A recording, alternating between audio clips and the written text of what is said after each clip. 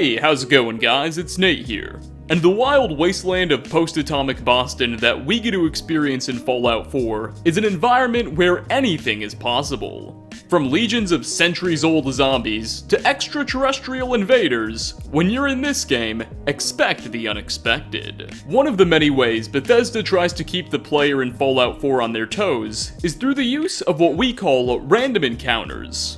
Random encounters are randomly selected experiences that the game may throw at us when we're traversing the ashes. They can range from simple raider ambushes to high-stakes hostage situations, and help keep playthroughs feeling fresh.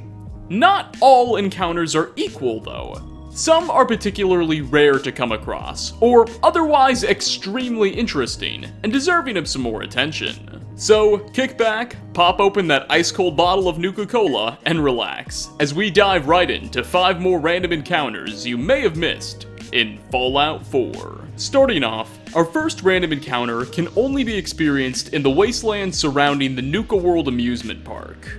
Here, whilst wandering the artificial deserts, the sole survivor has an ever so small chance to stumble upon the corpses of a few raiders, specifically gang members belonging to the Pack. The Pack has a reputation for their brutality and barbarism, so the fact that something must have taken out an entire squad of them before leaving without a trace is reason enough to pique one's interest. While at first there doesn't seem to be an explanation, one of the bodies will be a unique named raider, WEYLAN'S. In his inventory will be a holotape, titled The Test, that describes what led to this team's demise. Evidently, WEYLAN'S was a member of the Pack with aspirations of rising through the gang's ranks. However, believed he wasn't being given a fair shot to prove himself, nor the respect that he deserved. So, he gathered some men and devised a plan that would prove his worth once and for all. I'll let WEYLAN'S do the rest of the talking. I hate Mason, but everyone else loves him. He's so alpha, they say. He's so an asshole, that's what I say. Tells me to know my place when all I'm doing is trying to help. How the hell am I supposed to prove myself when he has me babysitting slave cages all day? I'm taking my own pack out, and we're gonna take down a death claw. Let's see what the breeder has to say when I drop that thing's head in his lap. Who's alpha now, bitch? Can't wait. Can't wait for what? What? Nothing. How long will you... Ah, shit. Just get out of here. It seems this overly ambitious Pack member thought taking down a Deathclaw would show his tribe that he wasn't going to be pushed around. And he even subtly suggests challenging its chief, Mason, for the position of leader. Alas, clearly WEYLAN'S and his group bit off a bit more than they could chew. And as a result, got parts of themselves bitten off and chewed upon by the very creature they hoped to hunt. I don't mean to put him down, but maybe there was a reason why his tribe wasn't giving him so much responsibility. Next on our list, we have a rather heart-tugging tale, centering around an irradiated man's best friend. After the player has surpassed level 20, while beating around the Badlands, one may hear a weeping canine in the distance. If that sound is followed, you'll be led to a wounded dog. Despite looking like a typical mongrel, this four-legged friend won't be hostile. In fact, the good boy won't be moving around much at all. Further examination within VATS reveals that his right legs are heavily damaged. When and if approached, a dialogue wheel will open up, and you can attempt to calm the creature down, and even offer some help in the form of a stim pack. If you choose to do this and administer said medical assistance, not only will the creature's legs heal up, but the sole survivor will also be given the chance to name the dog as well, and it'll follow you around, acting as a follower for a brief few minutes, almost as if it's showing its gratitude before wandering off. That said, assuming you opted to give the wounded dog a stim pack, this won't be the last we see of him, as this random encounter is one that keeps on giving. And later on in the game, throughout your playthrough, he'll occasionally make appearances and aid you in combat, or just follow you around for a little while before walking off once again. To my knowledge, so long as he isn't killed, there's no limit to how many times this pup can return. It's all left up to chance.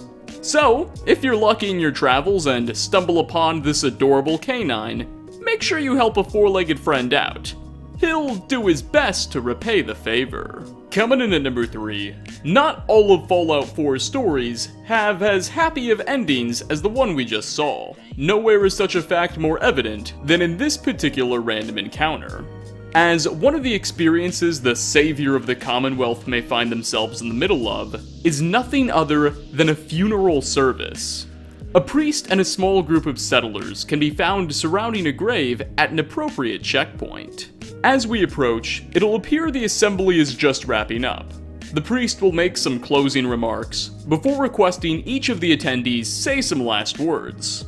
I'll just let you guys listen to the whole thing for yourselves. We commit our friend, Blake, to the earth. Ashes to ashes, dust to dust. May he find peace with the Lord. Amen. Would anyone like to say anything before we move on? Blake was a great guy and an even better friend. He was taken from us too soon, but he won't be forgotten. Blake, I hope you know how I felt about you, even if I couldn't say it to your face. Now you're gone, and it seems too late. But I love you. Marcus, do you have anything to say? This is stupid. People die every day. I don't understand why. Understand? God, why did it have to be him, huh?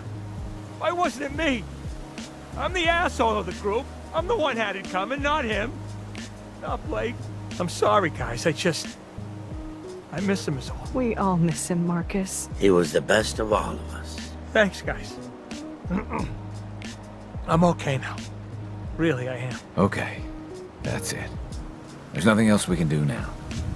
Time to move on. Clearly, these people are all mourning the loss of someone who is very close to them all, and each is handling it differently. It's a depressing scene, one that reminds us this chaotic world takes a toll on many, a reality someone like our character should already be too familiar with. We can't interact with this group much beyond listening in on their service, so I suppose the only thing left to do is move on and allow them to grieve. Or I suppose the player can also just murder everybody to death and steal their things. For 4th spot, we have yet another pile of raider bodies that we can randomly happen upon. Though these will be generic raiders, unaffiliated with Nuka World. Typically found on the roads of the Commonwealth, it's possible to find the remains of 2 to 3 raiders mysteriously lying on the ground. At first, it's not immediately clear what happened to this small group. However, further inspection of the corpses will reveal that one of the raiders will have 5 food paste items in their inventory, as well as a letter titled Intervention Note.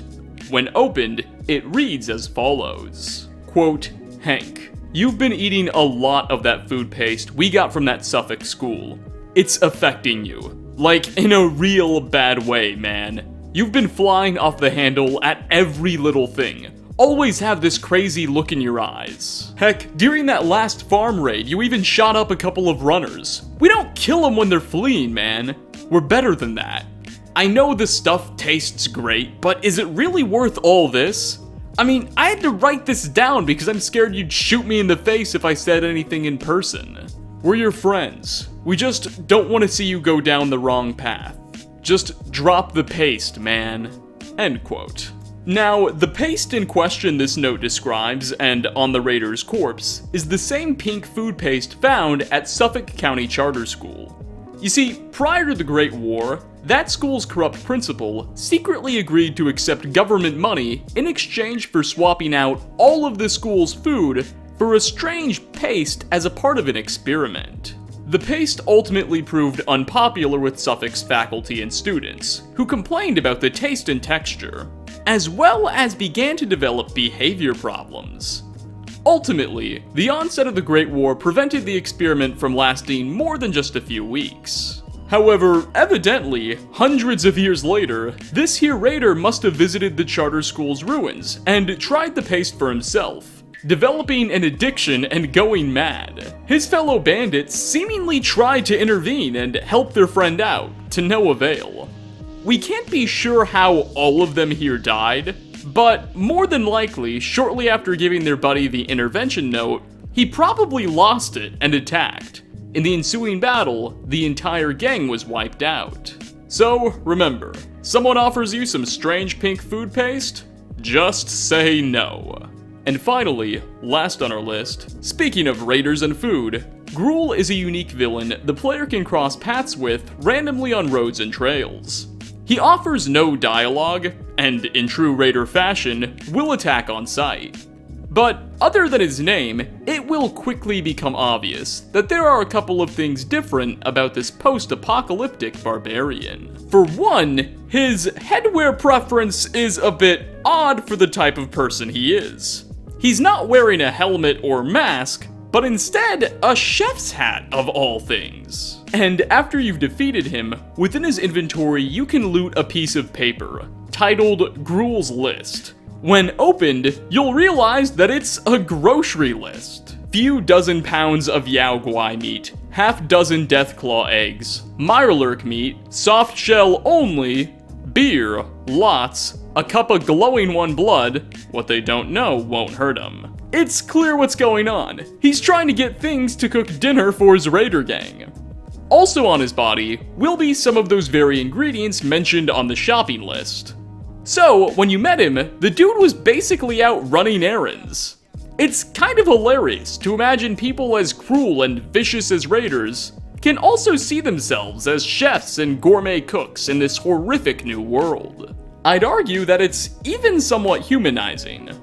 Alas, Gruul still attacks us on sight, and Adam knows what he's done to others. So it's probably for the best that we put him down. But still, I'll only do it begrudgingly. And with that, we are going to wrap up. 5 more random encounters you may have missed in Fallout 4.